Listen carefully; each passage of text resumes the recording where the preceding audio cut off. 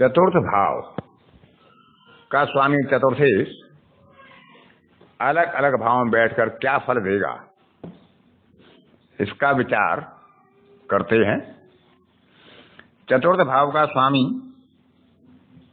जिसे हम सुखेश भी कहते हैं, क्योंकि यह भौतिक सुख का, गृह, वाहन, माता और जमीन जायदाद का घर है। इसके लिए विद्या का स्थान भी महत्वपूर्ण है। विद्या के लिए यहाँ कारक बुध बनता है, माता के लिए कारक चंद्रमा बनता है, जमीन जायदाद और भूमि के लिए कारक मंगल है, वाहन के लिए कारक शुक्र है। भावेश के साथ साथ हम कारक का भी विचार करते हैं। तो चतुर्थ भाव का स्वामी सुखेश यदि लग्न में होगा तो पिता पुत्र में परस्पर नहीं होता है, पिता के नाम से जातक प्रसिद्धि प्राप्त करता है, पिता का भक्त होता है, माता का सुख से प्राप्त होता है, कुटुंब की ख्याति बढ़ाने वाला मान्य होता है। परंतु क्योंकि जो छोटे चाचा होते हैं उनका भाव 11वां है और 11वें भाव से यह तृतीय में होता है, तो उनसे संबंधों में तनाव की संभावना रहती है। चतुर्थ भाव का स्वामी यदि द्वितीय भाव में होता है तो नवम भाव से छठवें भाव में होता है, और नवम भाव पिता का माना गया है, उससे छठवां भाव शत्रुता का है। तो पिता से विरोध, परंतु यदि शुभ ग्रह होगा और धन भाव में होगा तो पिता का आज्ञा पालक होगा, पितृभक्त होगा, और जातक अपने पिता के लिए अच्छा होगा। जातक द्वारा कमाई गई धन का उसका पिता भी प्रयोग करता है। जमीन जायदाद या स्थिर संपत्ति संबंधी उसकी वृद्धि होगी, और माता के माध्यम से भी लाभ के योग अच्छे बनते हैं, धन समृद्धि के योग अच्छे बनेंगे। अब चतुर्थेश यदि तृतीय भाव में हो तो जो अपने भाव से 12वां भाव है, तो माता की आयु के लिए यह स्थिति अच्छी नहीं है, माता के सुख में कमी, माता पिता और भाई बहनों से वैर विरोध, परिजनों से लड़ाई झगड़ा, अपने परिवारजनों से व्यवहार में रूखापन। परंतु क्योंकि संतान भाव से यह 11वां भाव है, तो अपनी संतान द्वारा प्रसिद्धि और धन लाभ प्राप्त करने वाला ऐसा जातक होता है। सुख भाव का मालिक सुखेश यदि अपने ही भाव में हो, चतुर्थ भाव में, तो जातक को गृह, वाहन, भूमि, इन सब का अच्छा सुख प्राप्त होता है, वह विद्या प्राप्त करता है। पिता को सुख देने वाला, विख्यात, धर्मात्मा, सुखी, धन धान से युक्त और राजा से सम्मान पाने वाला कर्तव्यनिष्ठ होता है, क्योंकि दसम भाव पर दृष्टि होती है चौथे भाव के स्वामी की। चतुर्थ भाव का स्वामी यदि पंचम भाव में हो तो क्योंकि यह भाव नवम से नवम है, तो पिता के लिए स्थिति बहुत अच्छी होती है। जातक के स्वयं की आयु अच्छी होगी, पिता से सुख प्राप्त होगा, सत्य कर्म करने वाला, ईश्वर भक्त, धर्म भीरू, पुत्र को सुख देने वाला, उसकी संतान भी श्रेष्ठ होती है, कुशाग्र बुद्धि होगा, राजमान्य, और पिता से अर्जित संपत्ति का सुख उपभोग करने वाला होगा। लेकिन चतुर्थेश यदि छठे भाव में हो और पाप ग्रह होकर हो तो माता पिता के धन को नष्ट करने वाला, माता से स्वाभाविक वैर विरोध करने वाला, पिता के दोष ढूंढने वाला, पैतृक संपत्ति को भोग करके हानि करने वाला और व्यसन प्रिय होता है। यदि शुभ ग्रह होगा तो उपरोक्त भावों के नकारात्मक फलों में कमी रहेगी। यदि उस पर गुरु की दृष्टि पड़ जाए तो फिर सामान्यतः ये दोष नहीं होंगे। लेकिन यदि पाप ग्रह हो और पाप ग्रह की दृष्टि भी पड़ जाए तो इन दोषों में वृद्धि हो जाएगी। सुख भाव का स्वामी यदि सप्तम भाव में हो तो अपने से चतुर्थ भाव में होगा, माता का सुख अच्छा होगा, एक से अधिक माताओं से सुख प्राप्त हो सकता है।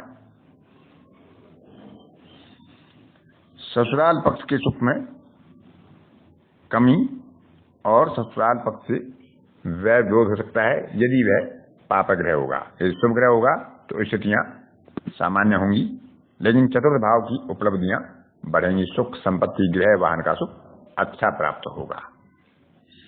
यदि चतुर्थेश अष्टम भाव में होगा तो अष्टम भाव आयु का भाव है,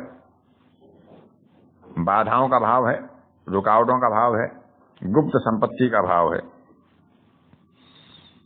तो ऐसे जातक धन धान्य में कमी और स्वास्थ्य बाधा का दंश झेलते हैं। आयु में कमी हो सकती है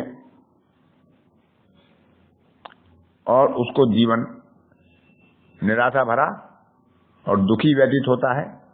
यदि उस पर गुरु की दृष्टि हो, यदि वह शुभ ग्रह हो और किसी अन्य स्वभाव का स्वामी हो तो उपरोक्त फलों में कमी होगी और जीवन सामान्य होगा। फिर भी चतुर्थेश जो केंद्रेश है उसका अष्टम में बैठना शुभ स्थिति नहीं है। माता के जीवन को हानि, माता का अल्पायु होना या माता का लंबा सुख ना होना, ऐसी स्थिति इस भाव में बनेगी। यदि चतुर्थेश नवम भाव में हो तो एक केंद्र का स्वामी त्रिकोण में होगा तो माता पिता का परम भक्त होगा, धर्मात्मा, धर्म को मानने वाला, अपने धर्म का पालन करने वाला, अपने दायित्वों को पूर्ण करने वाला, तीर्थ स्थानों की यात्रा में रुचि रखने वाला, अच्छे लोगों की संगति, उच्च शिक्षा और समस्त विद्याओं का ज्ञाता, अपने कुल धर्म का पालक और पितृ भक्त होता है। यह स्थिति उत्तम होती है। यदि शुभ ग्रह होगा तो स्थिति अति उत्तम होगी, पाप ग्रह होगा तो अभी मध्यम स्थिति रहेगी। उसमें नकारात्मक भाव प्रायः कम ही होंगे। चतुर्थेश यदि दसम भाव में होगा तो दसम भाव में बैठकर पूर्ण दृष्टि से अपने भाव को देखेगा। तो यदि वह शुभ ग्रह है तो उसको राज्य से सुख, व्यवसाय में लाभ, धन दान का सुख अच्छा होगा। यदि यह पाप ग्रह है तो क्योंकि नवम भाव से द्वितीय भाव है तो पिता के धन के लिए अच्छा है। यदि यह पाप ग्रह होगा तो पिता के द्वारा संचित धन में कमी लाएगा और पिता के संबंधों में चारित्रिक सैचलता दे सकता है। यदि यह पाप ग्रह हो तो पाप प्रभाव भी हो। कुछ ज्योतिषकारों का यहां तक मानना है कि वह जातक की माता का परित्याग कर देता है और शुभ ग्रह होने पर वह परित्याग ना करने के बाद भी किसी दूसरी महिला में आकर्षित होता है। तो हम भाव, भावेश और दशमेश का विषय में विचार करेंगे कि दशमेश की स्थिति क्या है। यदि दशमेश की स्थिति अच्छी होगी तो इन नकारात्मक फलों में कमी आ जाएगी। यदि चतुर्थ भाव का स्वामी एकादश भाव में हो जो लाभ भाव है तो अपने भाव से अष्टम में होगा। यह माता के आयु का भाव है। यदि यह शुभ ग्रह होकर होगा तो माता की आयु अच्छी होगी। यदि पाप ग्रह होगा तो माता की आयु को कम कर सकता है। लेकिन जातक निरोगी होगा, स्वयं दीर्घायु, सत्कर्म करने वाला, धर्मात्मा और माता पिता का भक्त होगा। अपने परिजनों को, माता पिता को, अपने भाई बंधुओं से सबको सुख देने वाला और अच्छा लाभ कार्य करने वाला होगा। चतुर्थ भाव का स्वामी यदि द्वादश भाव में बैठता है तो ये नवम भाव है। चतुर्थ भाव से नवम भाव है तो यह माता के लिए या पिता के लिए स्थिति अच्छी नहीं है। पिता से सुख में कमी आती है क्योंकि चौथा भाव पिता से नवम भाव से अष्टम भाव है, और पिता के अष्टम भाव का स्वामी जातक के स्वयं द्वादश भाव में बैठता है, तो उस भाव की हानि होती है।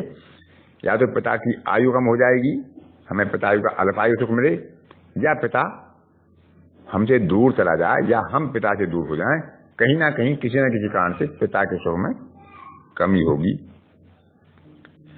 लेकिन यदि जातक के लिए वह शुभ ग्रह होकर द्वादश भाव में बैठता है तो उसे एक से अधिक मकानों का सुख मिलता है, और जन्म स्थान से दूर परदेश में या विदेश में उसका जीवन सुखी होता है।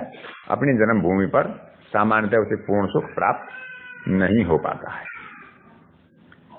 इसी प्रकार चतुर्थ भाव का स्वामी जब हम देखते हैं तो अलग अलग कारकों के लिए उनके कारकों का भी संबंध, और कारक से चतुर्थ भाव, जैसे हम माता का देखना है तो चतुर्थ भाव चतुर्थेश चंद्रमा, और चंद्रमा से चतुर्थेश और चतुर्थ भाव। यदि हमें विद्या का देखना है तो इसमें कारक बुध होता है, तो बुध से चौथा भाव और उसका स्वामी और बुध की स्थिति कैसी है। वाहन के लिए हमें चतुर्थेश के साथ और चतुर्थ भाव के साथ शुक्र, और शुक्र से चतुर्थ भाव का विचार करना चाहिए। स्थिर संपत्ति, जमीन जायदाद और भूमि आदि के लिए मंगल से चतुर्थ, और मंगल किस स्थिति में है, चतुर्थ भाव और चतुर्थेश, इनका विचार करके तब हमें अलग अलग कारक का निर्णय करना चाहिए। क्योंकि एक ही भाव के दो कारक, जिनमें एक कारक की जातक को प्राप्ति हो जाती है, दूसरे कारक की प्राप्ति नहीं होती है। कोई व्यक्ति स्थिर संपत्ति से युक्त हो सकता है, उसके पास जमीन जायदाद भूमि का सुख अच्छा हो सकता है, संभव है कि उसके पास वाहन ना हो, संभव है उसके पास विद्या ना हो। एक व्यक्ति अच्छी विद्या प्राप्त कर सकता है, उसके पास वाहन का सुख अच्छा हो सकता है, संभव है कि उसके पास अपना स्वयं का अच्छा घर ना हो। तो कारक का रोल बहुत महत्वपूर्ण है। भाव भावेश के साथ हमें कारक और कारक से भाव का विचार भी करना चाहिए। उन पर पड़ने वाली दृष्टियां, उनके साथ पाप कर्तरी शुभ कर्तरी योग, अगला बनाने वाले ग्रह, उनके साथ युति करने वाले ग्रह, और वह किसके घर में बैठे हैं, उनसे उसका क्या संबंध है, और उस ग्रह की स्थिति कैसी है, इन सब का विचार हमें करना चाहिए।